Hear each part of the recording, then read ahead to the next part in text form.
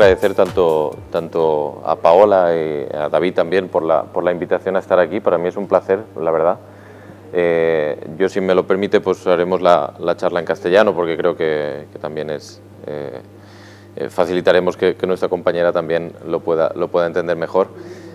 Yo creo que es una oportunidad muy importante, ¿no? El hecho de poder trasladarnos aquí. Nosotros es cierto que trabajamos como médicos, somos investigadores, pero hacer llegar muchas veces al público qué exactamente qué estamos haciendo y muchas veces cuál es la situación de determinadas enfermedades que nos persiguen o estamos muy cerca y que realmente no sabemos en qué punto estamos. Nosotros sabemos que el cáncer es una enfermedad que es devastadora, realmente la llamamos la enfermedad del siglo XX o la plaga del siglo XX, pero que nos acompañará siempre. Es decir, lo que hemos ido es avanzando en determinados cánceres en cuanto a tratamiento y diagnóstico y demás, pero hay algunos todavía en los cuales estamos en unas situaciones bastante dramáticas por la mortalidad que tienen, ¿no? Entonces yo les explicaré un poquito hoy. Yo, además de ser cirujano torácico aquí en el hospital de aquí al lado de Sant Pau, coordino el área de oncología de la Sociedad Española y no solo de cáncer de pulmón, de tumores también tímicos, que es un tumor raro, y además actualmente coordino el programa de cribado de cáncer de pulmón a nivel estatal, que es uno de los puntos que también les comentaré. ¿Y qué es lo que ocurre con el cáncer de pulmón? El cáncer de pulmón lo tratamos diferentes equipos, los cuales son oncólogos, por supuesto, pero los cirujanos también tenemos un papel importante en cuanto al tratamiento y muchas veces en el diagnóstico, también estadificar el tumor. Este es el grupo, no quiero dejarme, yo puedo venir en representación de ellos, pero realmente hay un equipo detrás, que es el equipo de cirugía torácica, que aquí los tienen. El doctor Belda es nuestro jefe de servicio y luego estamos 3 adjuntos en el servicio, además de 2 residentes, con el doctor Guarín y la doctora Planas y Raquel Nogales, que es nuestra secretaria. ¿Y cuál va a ser un poco el índice de la charla? Pues hablarles un poco del cáncer de pulmón. Creo que desgraciadamente todos tenemos algún familiar cercano o algún conocido, amigo o que haya padecido la enfermedad o la esté padeciendo. ¿Qué armas tenemos para combatirlo hoy actualmente en cuanto a la prevención primaria? Todos sabemos que el tabaco es muy malo y que probablemente es la primera causa que lo provoca, y lo que comentábamos del cribado y el intentar diagnosticarlo antes, cuando todavía podemos ofrecer un mejor tratamiento. Y luego un poco el futuro. ¿Y cuál es la situación actual del cáncer de pulmón? Pues es bastante preocupante, porque tenemos casi 30.000 casos nuevos cada año. ¿Qué ocurre? Que además de esos 30.000 casos nuevos cada año, la mayoría de ellos los diagnosticamos en fase lo que llamamos localmente avanzada o avanzada. Es decir, son casos los cuales muchas veces ya están con metástasis al diagnóstico. ¿Por qué sucede esto? Porque los primeros 4 años de que presentamos el cáncer de pulmón, en esos primeros 4 años probablemente la enfermedad va avanzando dentro de nuestro organismo, pero es completamente asintomática. Es decir, no nos dan ningún tipo de síntoma. Cuando la persona ya viene con algún sangre al toser, con dolor en el tórax, normalmente ya estamos hablando de una enfermedad más avanzada en la cual la opción de tratamiento curativo es prácticamente remota. No podemos ofrecer un tratamiento curativo. Además, lo que ha hecho el cáncer de pulmón es ir cambiando. A medida que vamos avanzando, va cambiando. ¿En qué cambia? Sobre todo en el tipo de cáncer de pulmón. El cáncer de pulmón antiguamente era un cáncer, la mayoría de ellos eran carcinomas escamosos. Eso era porque estaba asociado a un tipo de tabaco. El tabaco ha ido cambiando con el paso del tiempo. Las partículas que hay dentro de cada uno de los cigarrillos van cambiando, y con lo cual la partícula, el tamaño que tiene cada partícula, hace que el tipo de célula que afecta sea distinto en nuestro pulmón. Con lo cual hemos cambiado de tener un carcinoma escamoso al adenocarcinoma. Este pequeño cambio en el tipo de tumor que hemos tenido ha hecho que los tratamientos también tengan que ser distintos. Y también ha hecho que los síntomas que pueda presentar el enfermo sean distintos. La otra cosa que ha cambiado es la aparición de la mujer fumadora. La mujer en España más o menos empezó un ascenso del consumo de tabaco más o menos a partir de los años 50, un poquito más tarde que los Estados Unidos. Con lo cual lo que se observó es que a medida que aumentaba el tanto por ciento de mujer fumadora, el tanto por ciento de cáncer en la mujer también aumentó. ¿Y cuál es la previsión? La previsión es que de aquí a pocos años el cáncer de pulmón supere el cáncer de mama en la mujer también.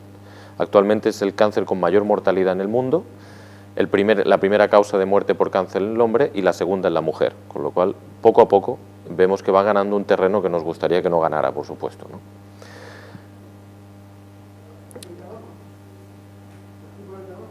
Mayoritariamente sí, no solo es el tabaco, ahora le hablaré concretamente de esto.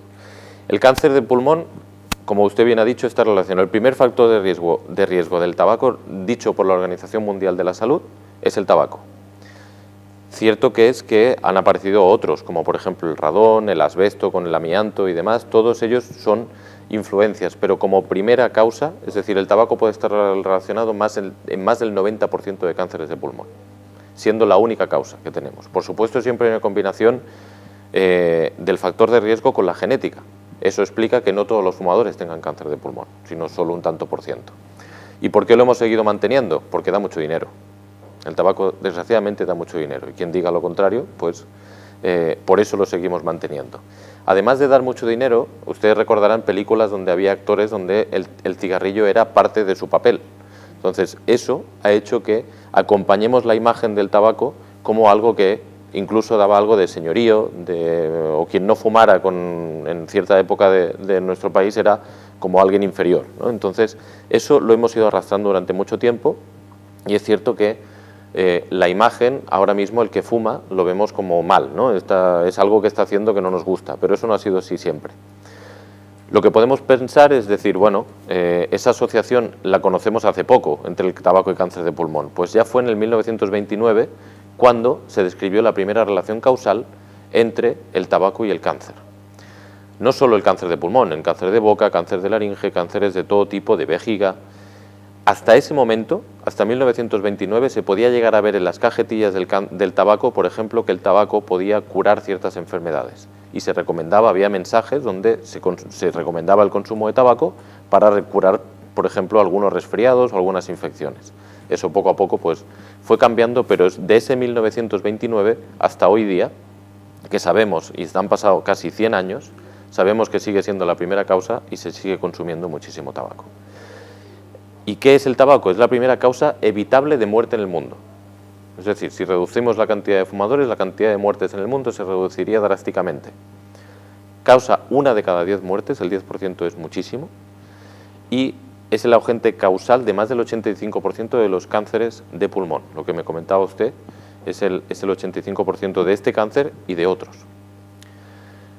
2 de cada 6 millones de fallecimientos son por tabaco y incluimos ahí el cáncer de pulmón. 3% de fallecidos al año, siendo la quinta causa de mortalidad por entidad nosológica propia, es decir, por el tabaquismo se mueren, o es la quinta causa de muerte, únicamente el tabaquismo, sin incluir la palabra cáncer, simplemente por el tabaquismo, porque saben que produce otras enfermedades, como por ejemplo enfermedades respiratorias crónicas, el EPOC, enfisema, todas esas palabras que seguro que les suenan, pues son enfermedades que producen el tabaco y también producen por sí mismo una mortalidad muy elevada.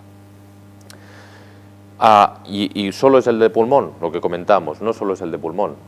Múltiples cánceres que que podemos padecer en nuestro organismo, la primera causa puede ser el tabaco. La evidencia epidemiológica ha ido avanzando, es decir, que la evidencia, lo que hablamos es decir, cómo se ha ido demostrando que el tabaco sea esa primera causa. Ya ven que estoy hablando de mitad de siglo pasado, de 1957, 1964, donde poco a poco se fue avanzando, pero igual que había gente que defendía que el tabaco era la causa de cáncer, había otros que decían que había dudas razonables de que eso fuera así, ¿no? ¿Qué ocurre? Que esos que defendían que había dudas razonables se lucraban por otro sitio a nivel económico para decir que el tabaco en realidad era bueno o no era la causa del cáncer. Claro, claro. Y ahora le explicaré otro caso que tenemos hoy día financiado por tabacaleras en este caso. En el 2006 sale este documento donde se especifica los efectos deletéreos del cáncer de pulmón y lo sintetiza en esta imagen, y aquí ven cómo el tabaco ocupa el primer ranking tanto en mujeres como en hombres, ¿vale? Y el tabaco y el riesgo de cáncer de pulmón, hay muchas cosas que las vamos acompañando durante, yo diría como estigmas, que se habla de que si realmente tienen una relación directa, si hay personas que no fuman que pueden padecer cáncer de pulmón. Es cierto, uno puede tener un factor genético el cual haga que tenga un cáncer de pulmón sin haber tocado el tabaco nunca. También es verdad que la mujer no solo ha sido por efecto de ser la fumadora directa, muchas han sido acompañantes de fumadores durante muchos años, con lo cual el fumador pasivo también tiene un riesgo de padecer el cáncer. La relación directa con la cantidad de años de consumo. Por supuesto, mientras más años de consumo tengamos, más riesgo tendremos de padecer cáncer de pulmón. ¿Hay una menor incidencia? Es decir, yo dejo de fumar, ¿puede que no tenga el cáncer? Sí. Es decir, se calcula que más o menos a los 10 años de haber, 10-15 años que hemos abandonado el hábito tabáquico, tengo el mismo riesgo de tener un cáncer de pulmón que una persona que no ha fumado nunca. ¿Vale? Es decir, ¿se puede evitar ese daño? Sí, dejándolo a tiempo y estando mucho tiempo sin dejar de fumar. ¿Pero se puede tener un cáncer 20 años después de haber dejado de fumar? Sí, también. ¿De acuerdo? El incremento de riesgo por año de consumo es un 8%, es decir, yo a medida que voy pasando años, si he sido 20 años consumidor, pues tengo todo eso por un 8% multiplicado. ¿Vale? El inicio en la edad temprana, algo que nos preocupa mucho es que tenemos una tasa de personas jóvenes fumadoras altísima, es una barbaridad. Hay muchísimos jóvenes que vuelven al hábito tabáquico y en cambio tenemos más personas a partir de los 50-60 años que más han abandonado el hábito tabáquico. Es decir, hemos invertido un poco la población que está consumiendo más tabaco. La inhalación pasiva, lo que comentábamos, familiares o personas que están cerca de un fumador tienen un 20-30% de riesgo de cáncer de pulmón. Es decir, muchas de las mujeres que hablábamos que han padecido el cáncer de pulmón muchas veces ha sido por ser acompañantes de esa persona fumadora a su lado. ¿Vale? Y es que el consumo pasivo causa más de 20.000 muertes al año.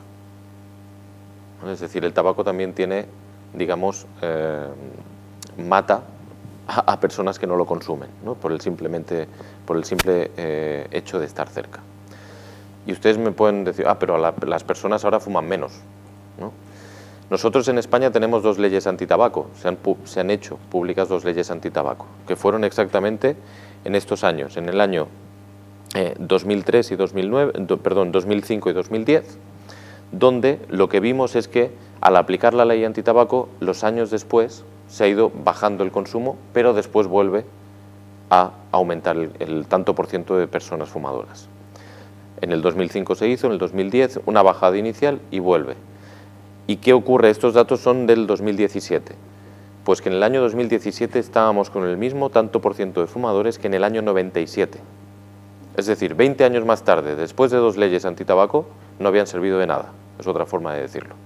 ¿De acuerdo? Perdón. ¿Y qué ocurre? Lo que comentamos, ¿qué ocurre con el tabaco? El tabaco ha ido modificándose con el paso del tiempo. Lo que hizo, por ejemplo, hay compañías tabacaleras como Philip Morris o Marlboro que en Estados Unidos han sido denunciados porque cambiaron el tanto por ciento de productos adictivos que había en cada uno de los cigarrillos, con lo cual así, digamos que hacían que el fumador le fuera todavía más difícil dejar de fumar. Además había muchas partículas ocultas no declaradas en cada cigarrillo y lo que hacían es que esas partículas eran de un tamaño menor, con lo cual antes teníamos tumores que afectaban más a la vía aérea principal, es decir, a bronquios principales, y ahora tenemos tumores que afectan más a vía aérea periférica. ¿Por qué? Porque la partícula es más pequeña y llega más lejos. Entonces afecta más lejos en el pulmón y eso tiene una repercusión, sobre todo en síntomas. Los síntomas aparecen más tarde porque no hay sangrado, por ejemplo. Aparece el dolor más tarde. Por eso hay el cambio del tipo de tumor que tenemos gracias a los cambios que se han producido en el tabaco. Los carcinógenos, que uno de ellos es el tabaco, como otros pueden ser, debilitan el sistema inmune y alteran el ADN celular. Es decir, ahí está la base de que aparezca el tumor. Es decir, altera el ADN de las células y además baja nuestro sistema inmune para poder combatirlas, con lo cual le damos rienda suelta a que los tumores vayan creciendo.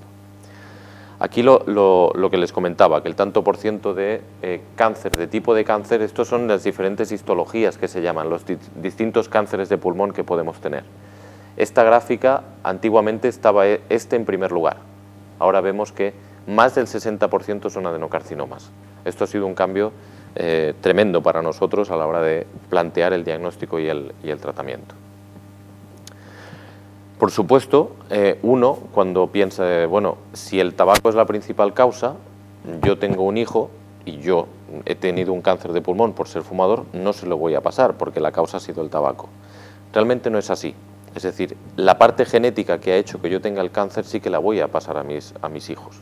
Entonces, con lo cual lo que se recomienda es que hijos de fumadores que han padecido cáncer de pulmón se les recomienda que dejen de fumar porque tienen más riesgo de padecer un cáncer como le ha pasado a alguno de sus progenitores. Bueno, yo creo que esto es más técnico, pero lo que se ha descubierto es que hay determinadas alteraciones genéticas que si eres fumador tienes más riesgo de tener un cáncer de pulmón. Hay alteraciones genéticas que tienen nombres bastante raros, pero se descubrió una que se llama P53, que lo llamaron como el arma, digamos que era como el gatillo o el encendedor para que pudiera yo tener un cáncer de pulmón, ¿no? Entonces, ¿qué ocurre con este tipo de enfermedades? Tú descubres cuál es la alteración genética que puede producir el cáncer, pero no tienes tratamiento para hacerlo. Es decir, lo único que estás descubriendo es qué susceptibilidad tiene esa persona para tener un cáncer, pero de momento no tenemos tratamiento para ella. ¿Vale? Todo esto es otra muestra, esta gráfica, de cómo ha ido cambiando el riesgo entre hombres y mujeres en tener un cáncer. Básicamente lo que les quería enseñar aquí es la proporción de mujeres que lo tienen, que cada vez es mayor, y lo que es preocupante es que será el primer cáncer probablemente que tengamos en el año 2030 sea la primera causa de muerte, tanto en hombres como en mujeres. Una de las cosas que también hace que pensemos que la mujer tiene más susceptibilidad, uno de los cambios que suceden en la mujer son los cambios hormonales. Es decir, cuando llegamos a cerca de los 50 años, entre los 50 y 60 años, se suele producir el mayor tanto por ciento de la menopausia.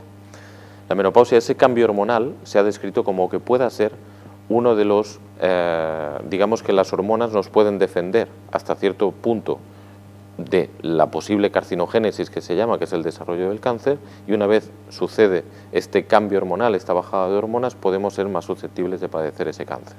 Pues eso se ha estudiado también porque la mujer puede tener una cierta defensa hasta cierto punto que luego la pierde al bajar su cantidad de estrógenos. ¿De acuerdo? Es decir, hay una serie de factores que pueden hacer que la mujer y el hombre tengamos distinto tipo de cáncer de pulmón y que aparezca en distinta época de la vida. Hay una serie de falsos mitos, ¿no?, que acompañan siempre al tabaco. El tabaco light o el de liar, que está muy de moda el tabaco de liar ahora, y el tabaco de liar está de moda simplemente porque es más barato, no por nada más. Pues los dos tienen el mismo riesgo de padecer un cáncer de pulmón. Es decir, no por fumar tabaco light o tabaco de liar voy a tener menos riesgo de tener un cáncer de pulmón.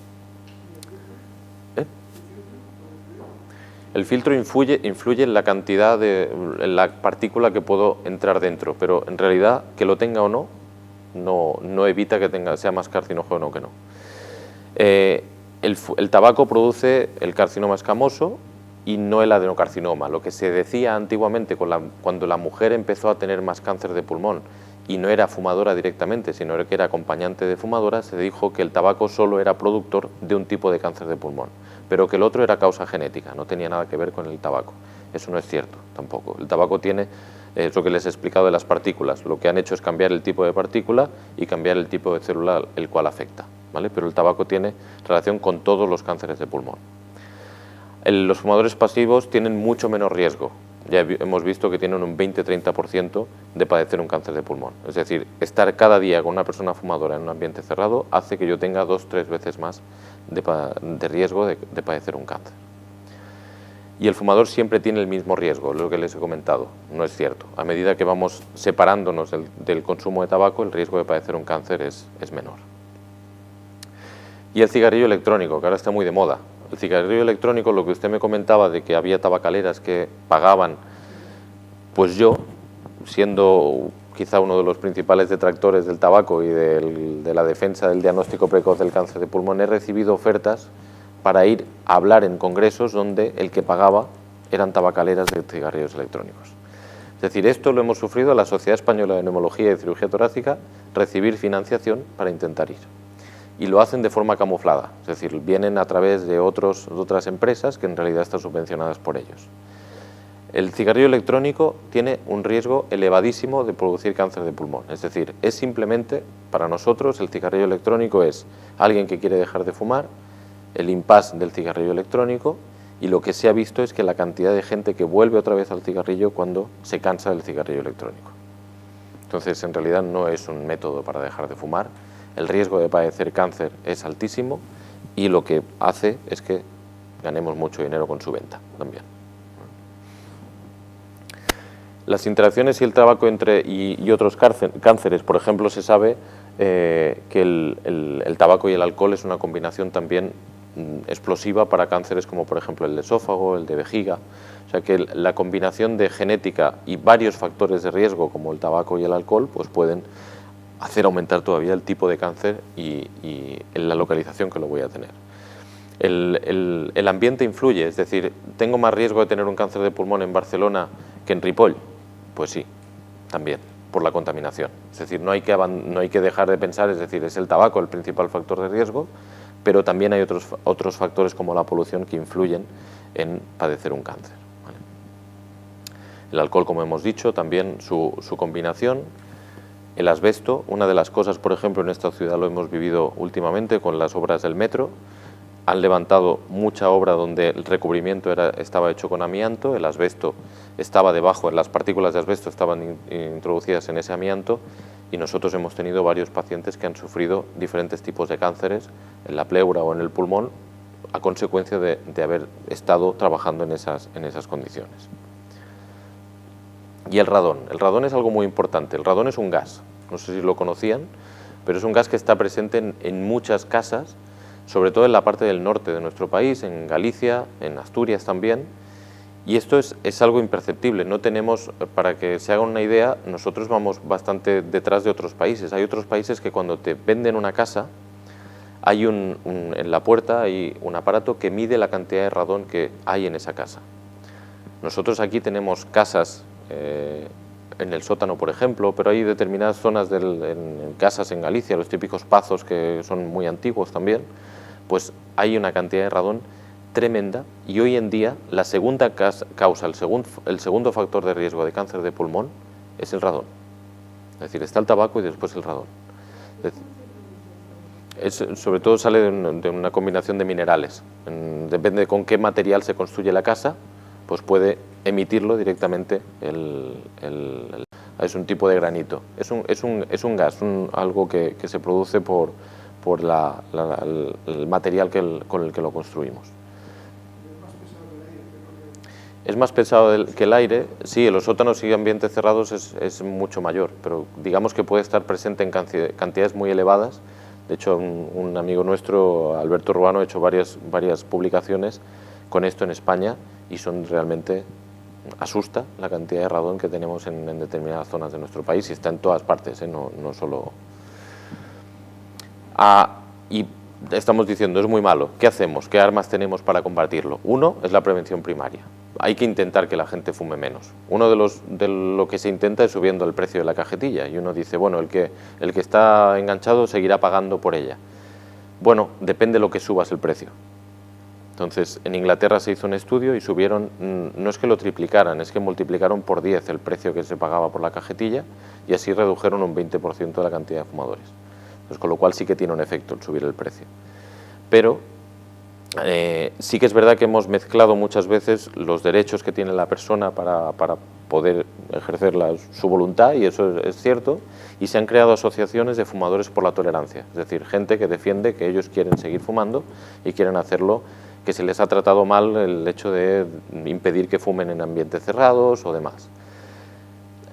Yo lo que digo siempre es que si la persona está consumiendo un producto adictivo, deja de ser libre para dejarlo. Entonces ya se las apañan el que vende el tabaco para tener las partículas que ellos quieren para que mantener atada a esa persona y siga consumiéndolo, ¿no? Entonces aquí hay un doble rasero, ¿no? De pensar el fumador es libre hasta cierto punto, porque es tan libre como la tabacalera quiere. ¿no? Más o menos. En España sabemos, es como lo que hemos comentado, tenemos 2 leyes antitabaco, pero esto se publicó no hace demasiado tiempo, y es que España ya tiene fumadores como antes de las leyes antitabaco. Es con lo que hemos dicho, el tanto por ciento de fumadores, el mismo que el año 97. Estamos 20 años después exactamente igual. La ley antitabaco no da más de sí, sube el consumo y cambian los hábitos, cambian el tipo de persona que consume, cambian las edades de consumo, pero no conseguimos que esto mejore. En febrero de 2020, poco antes de que se iniciara la dichosa pandemia que todavía nos ataca, el presidente del gobierno dijo esta frase de afrontaremos la lucha contra el tabaquismo sin que nos tiemblen las piernas. Si bien es cierto que con el tema de la pandemia pocas acciones se han podido hacer, pero no hemos hecho nada. Es decir, tenemos exactamente el mismo problema que antes. ¿Y la solución? ¿Cuál es la solución al cáncer de pulmón? La prevención, es decir, si yo consigo reducir el número de fumadores, por lo tanto, reduciré el tanto por ciento de cáncer de pulmón. Es así, directamente. Pero, ¿qué ocurre? ¿Qué pasa con esas personas que ya han dejado de fumar? Es decir, yo consigo que dejen de fumar, pero siguen teniendo un riesgo de tener un cáncer de pulmón. Ellos ya han hecho lo que yo les he dicho, de que dejen de fumar para no tener ese cáncer, pero en cambio durante 15 años van a tener ese riesgo. En esa ventana de tiempo yo tengo que hacer algo para que aquellos que desarrollen el cáncer, poder diagnosticarlos. Y ahí es donde está el diagnóstico precoz, porque hemos hablado que las personas pueden pasar 4 años sin tener ningún tipo de síntoma y con su cáncer dentro. Entonces, en ese periodo es cuando yo tengo que tener alguna prueba, algo que me ayude a diagnosticarlo, aunque él no tenga síntomas. ¿De acuerdo? Con lo cual, al final, la prevención primaria, que es intentar que dejen de fumar, y el cribado de cáncer de pulmón, que se llama, que es como podemos hacer hoy con la mama, con el de colon, no es una lucha para ver cuál es el mejor. Al contrario, lo que tenemos es que encontrar modelos facilitadores para que se ayuden uno con el otro y reducir la mortalidad de cáncer. ¿Por qué digo esto? Porque aquí en España ha habido siempre una lucha constante contra el cribado de cáncer de pulmón. ¿Por qué? Porque se acompaña de muchos problemas, entre ellos el principal que siempre dicen es el económico, pero algo tenemos que hacer con este tumor que está matando más de 20.000 personas cada año. Y el cribado en nuestro país, ¿qué hemos hecho? Pues realmente el cribado en nuestro país, como les decía, es muy complejo de ponerlo en marcha. Además, nuestro sistema sanitario tiene una peculiaridad, que somos 17 comunidades autónomas con cierta independencia sanitaria en determinados aspectos, con lo cual, pero lo hemos conseguido con el cáncer de colon, con el cáncer de mama, con el cáncer de útero, ahora dentro de poco va a estar establecido. Podemos conseguirlo con un cáncer que está matando mucha gente. Creo que estarán de acuerdo conmigo en eso. Y en España ya ha habido ejemplos de cribado de cáncer de pulmón. Hay hospitales donde se ha ido trabajando. Este es el ejemplo de la Fundación Jiménez Díaz, que han cribado más de 1.500 sujetos, es decir, no son enfermos, vienen simplemente porque yo he decidido que a esa persona le voy a hacer una prueba para diagnosticarle antes un cáncer. Otros ejemplos, en Valencia son más de 8.000 casos los que se han cribado, en Navarra más de 4.000 casos, y de hecho en Navarra colaboran con un grupo internacional que se llama IELCAP, donde han demostrado una reducción de la mortalidad del cáncer de pulmón por encima del 20%. Aquí en el Hospital de La Paz, por ejemplo, es el caso más reciente, con más de 600 casos cribados, y todos ellos demostrando que el cribado reduce la mortalidad por cáncer. Y ustedes me dirán, ¿por qué no lo empezamos ya? ¿No? ¿Por qué no luchamos por tener ese cribado? Pues lo mismo opino yo, ¿por qué no luchamos por él? Y es porque todavía en determinadas comunidades autónomas de nuestro país seguimos con la idea, y de hecho está publicado en las diferentes normativas, en las diferentes guías de cada una de las comunidades, que el cribado de cáncer de pulmón no se debe hacer y lo que hay que hacer es luchar contra el tabaquismo. Y nosotros lo que decimos es que sí que es así, es cierto, hay que luchar contra el tabaquismo, pero tenemos que tener algún arma para diagnosticarlos antes, porque igualmente no sirve, parece que solo luchar contra el tabaquismo no sirve. Eso pasa en Andalucía, eso pasa en Galicia, determinadas comunidades autónomas que siguen con la idea de que no podemos, no sirve de mucho el cribado de cáncer de pulmón. Pues bien, esta idea ahora ya hay mentes que piensan distinto. ¿Y por qué? porque hubo un estudio, nosotros esperábamos que hubiera un estudio que demostrara ese descenso de la mortalidad, pero que no dependiera de un hospital, que fuera un estudio el cual se hablara de la experiencia de diferentes países o que fuera un estudio el cual lo iniciara de forma bien estructurada y demás. Pues esto lo hicieron un grupo belga y holandés, que es el estudio Nelson. Entonces ellos demostraron una reducción de casi el 30% de la mortalidad haciendo ese cribado en personas entre una franja de edad, entre 50 y 75 años, que eran fumadores activos o que no hacía más de 15 años que dejaron de fumar. Y vieron que lo que hay que hacer en esas personas es influirles para que dejen de fumar, pero además le voy a hacer una prueba que es un TAC cada cierto tiempo para ver que no aparezca ese cáncer en su cuerpo. Pues esto es lo que necesitamos países como España, que alguien de Europa dijera que, oye, podemos hacerlo y podemos reducir la mortalidad. Estos son los datos más o menos que presentaron ellos, que ya se lo he resumido, sobre todo el descenso de la mortalidad. Dio pie a que otros países lo empezaran, que fue, por ejemplo, en Italia, el estudio MILD, que se llama, también puso de manifiesto que se reduce la mortalidad por cáncer de pulmón si yo intento un diagnóstico precoz. ¿Y qué hicimos nosotros? Nosotros, me refiero a la Sociedad Española, en este caso de Neumología y Cirugía Torácica. Ya hace tiempo que varios miembros de esa sociedad intentamos hacer algo para implantar el cribado en España. El cribado de cáncer de pulmón, como les decía, es difícil porque en realidad al final a quien tienes que convencer es a la administración para que ellos lo pongan en la cartera de servicios. Y eso es complicado porque lo primero que hacen es intentar rebatir las razones que tú das. Y siempre el primer escollo es el dinero y el segundo es que lo que hay que hacer es mejorar las leyes antitabaco. Ninguna de las dos cosas nos ayudan. Intentan mejorar las leyes antitabaco que no sirven de nada, pero dinero tampoco nos dan para mejorarlo, ¿no?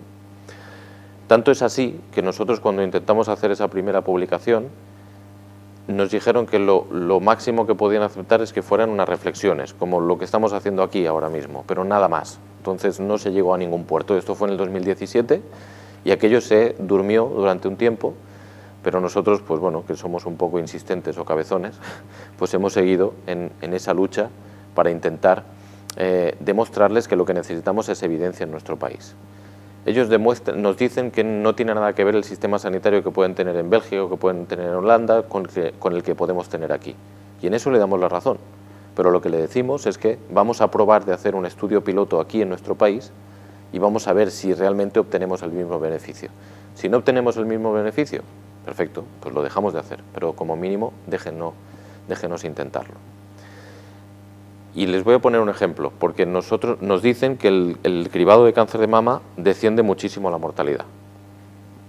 Y le voy a hacer una pregunta, por ejemplo, ¿cuántas personas, de 10 mujeres en Andalucía, cuántas cree que se hacen regularmente la mamografía que les piden para el cribado de cáncer de mama?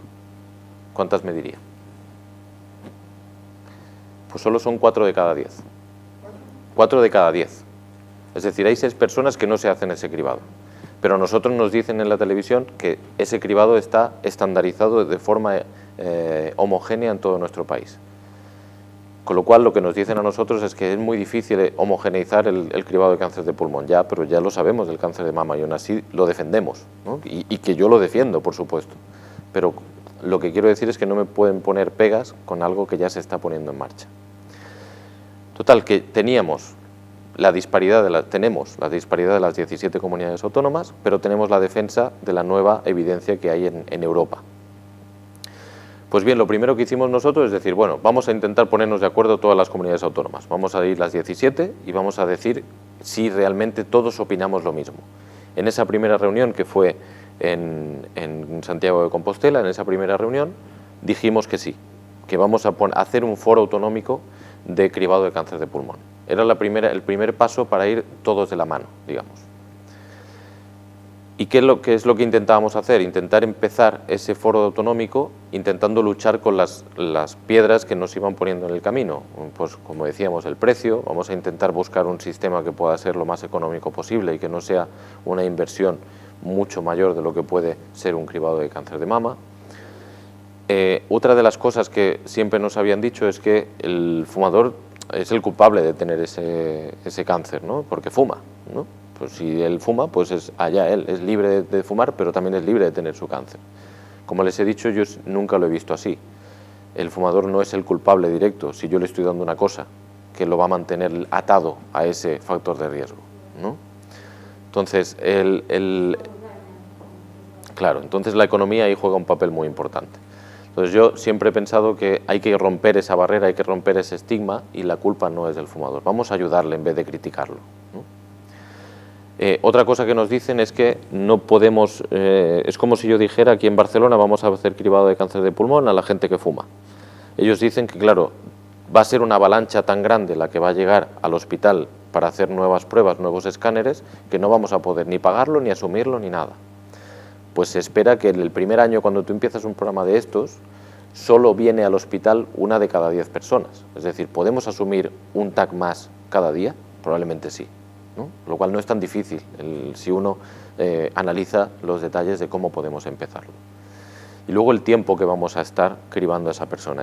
Una de las cosas que sí que cambia, como por ejemplo con el cáncer de mama, es que yo puedo hacer una mamografía en un momento dado y usted ya se va de la consulta sabiendo si lo tiene o no. En cambio, el cáncer de pulmón no es así. Yo le voy a hacer un TAC ahora, pero le voy a repetir otro en un año y otro en un año, y como mínimo voy a hacer un seguimiento a 3 años.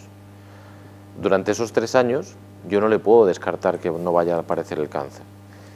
Los detractores del cribado lo que dicen es que yo le estoy añadiendo una angustia a esa persona, una angustia que además tienen 50 años, son gente en edad laboral, y le estoy añadiendo una angustia, le estoy metiendo la palabra cáncer en la cabeza.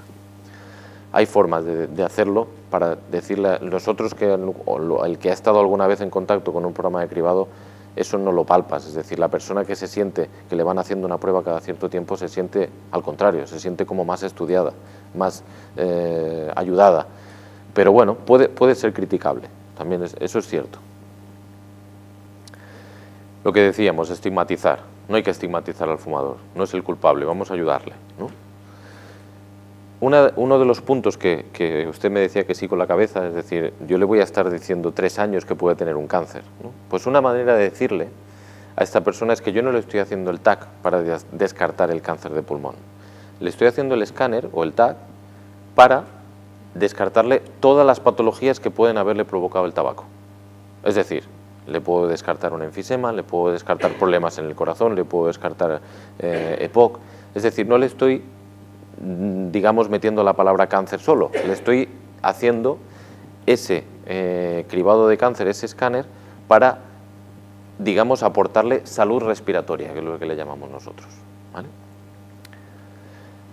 Y pues finalmente, con el apoyo de todas las comunidades, hemos creado lo que se llama el programa Cassandra, que ese es el logo, y el programa Cassandra lo que intenta unir esta fuerza entre dejar de fumar con el diagnóstico precoz del cáncer de pulmón y de otras enfermedades respiratorias asociadas al tabaco. Actualmente estamos todas las sociedades científicas implicadas en este cáncer, estamos trabajando juntos para que a principios del 2022 hacer el primer proyecto piloto, que van a colaborar más de 40 centros en toda España, en donde van a estar representadas las 17 comunidades autónomas. Entonces, Cataluña va a estar, por supuesto, pero lo que tenemos que hacer es que sea también un proyecto equitativo, es decir, que una persona que vive en Barcelona tenga el mismo derecho a acceder a ese cribado que una persona que vive en Alicante, una persona que vive en Cuenca. Es decir, hay que encontrar los modelos que hagan que las personas también puedan acceder de la misma manera o la misma facilidad. Pero hay que ser conscientes que eso no existe a día de hoy. Una persona que tiene que hacerse un escáner y vive en Barcelona lo tiene mucho más fácil que no otros que viven en otras ciudades de España. Y eso es así. Eso es lo que estamos intentando, es que todo el mundo pueda tener el mismo acceso, pero hay zonas geográficas que no te permiten hacerlo de la misma manera.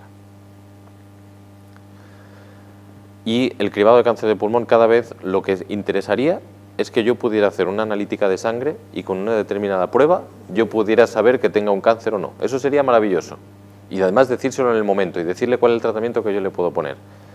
Vamos en esa línea, es decir, vamos hacia ese camino, pero todavía queda mucho por recorrer.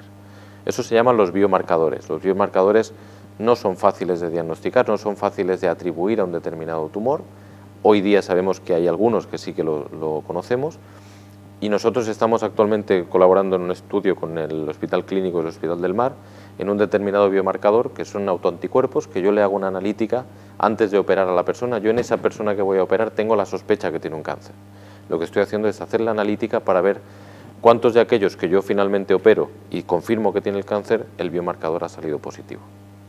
Es decir, esto será otra arma que tendremos en el futuro, pero que realmente todavía estamos un poco verdes. Bueno, yo lidero la parte de aquí Cataluña, el doctor Seijo, que es un gran amigo mío, lidera la parte de otras zonas de España, en dos proyectos que se llama, uno Define.cat y el otro Refine, que tienen la misma idea, los dos buscar métodos de diagnóstico en sangre de un cáncer, que en este caso nuestro objetivo es el cáncer de pulmón. Hay un test que es el que nosotros utilizamos, que es el que comentaba, que es un test que ya está probado e instaurado en Escocia, donde ellos hacen este test y lo que ven es la probabilidad de que esa persona tenga un cáncer de pulmón. Entonces eso, si sale el test positivo, le hacen el escáner.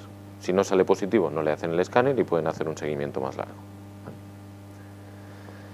Esto es un poco lo que explican en qué se basa esa prueba, que simplemente yo le hago un test y lo mezclo con un anticuerpo, entonces miro si se unen o no. Es un sistema un poco más complejo, pero básicamente lo que nos mira es eso, y probablemente este sea el mejor método de cribar y mejor método de diagnosticar precozmente el cáncer, pero actualmente se tiene que mezclar con lo que conocemos. Es decir, tenemos que saber mezclar estas nuevas tecnologías con lo que sabemos que es el TAC. Entonces, poco a poco iremos desarrollando mejores sistemas de cribado, no solo en el cáncer de pulmón, en el de la mama, en el de colon, en el de hígado, en el de hueso, en todos. Esto es más un poco explicando lo que hacen en Escocia, y yo, pues bueno, les quería concluir. Yo creo que el mensaje más importante es que el tabaco hay que intentar reducirlo en todo nuestro país, que el número de fumadores, al contrario, va en aumento, no va en descenso. Lo que cambia probablemente es la proporción o las edades que consumen. Diferencias entre sexos, hay actualmente más predisposición en mujeres. Se necesitan medidas de prevención primaria y equivocada, es decir, hay que dejar de fumar y hay que diagnosticar precozmente a los cánceres. Y lo que comentábamos, el fumador no tiene la culpa. Vamos a dejar de catalogar como que el cáncer de pulmón es algo provocado por el tabaco y que ya se apañarán. No, esto no es así, ¿de acuerdo? Y yo creo que hay que hacer una relevancia importante a que es un problema gravísimo el que tenemos actualmente. El cáncer de pulmón, como les decía, 30.000 casos nuevos, pero 7 de cada 10 van a... Perdón por utilizar este concepto, pero es que van a morir en menos de un año, muchos de ellos. Entonces estamos hablando de que es una mortalidad altísima en un cáncer que quizás podemos intentar reducir esa mortalidad de dos maneras, reduciendo el tabaco y diagnosticándolo antes. Está clarísimo que hemos mejorado muchísimo en el tratamiento. La inmunoterapia ha venido para quedarse y la inmunoterapia es un tratamiento muy eficaz y que actualmente son tratamientos muy efectivos en el cáncer de pulmón.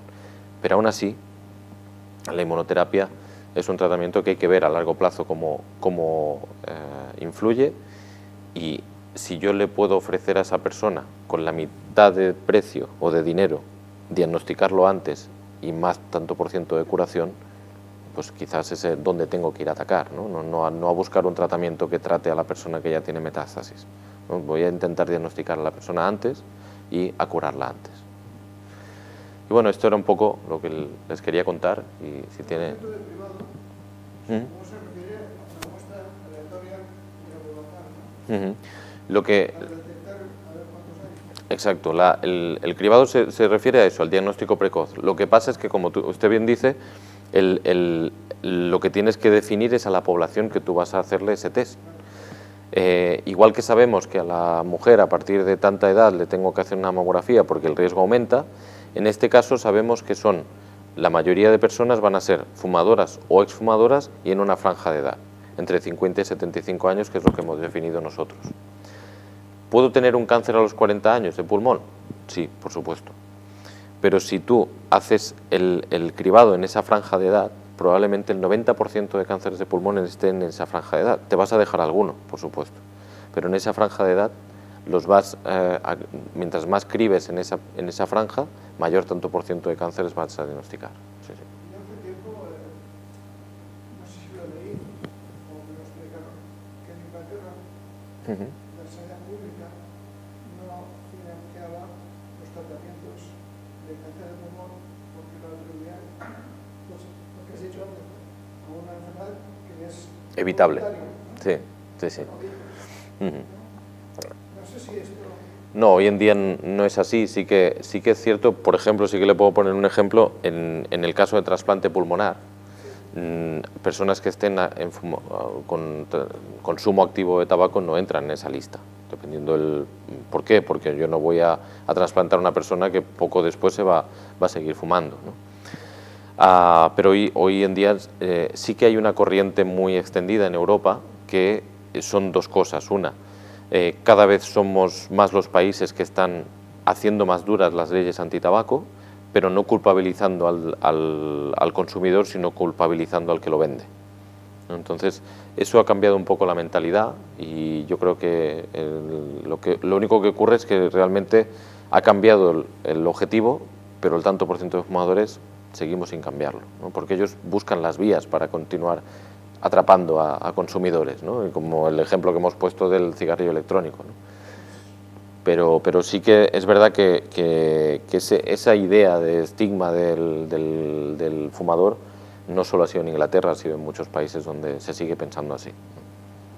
Porque hay tipos como la miel Uh-huh. que hacen que se cree más dependencia de la salud, ¿no? Sí, ellos buscan un poco lo que sea para traerlo y además venderlo como si fuera algo con menos riesgo, ¿no? Que hay cigarrillos los cuales los venden como si fuera con menos riesgo, pero en realidad todos al final son camuflados, tienen un riesgo muy alto. Sí, sí. Pues nada, espero que... Sí.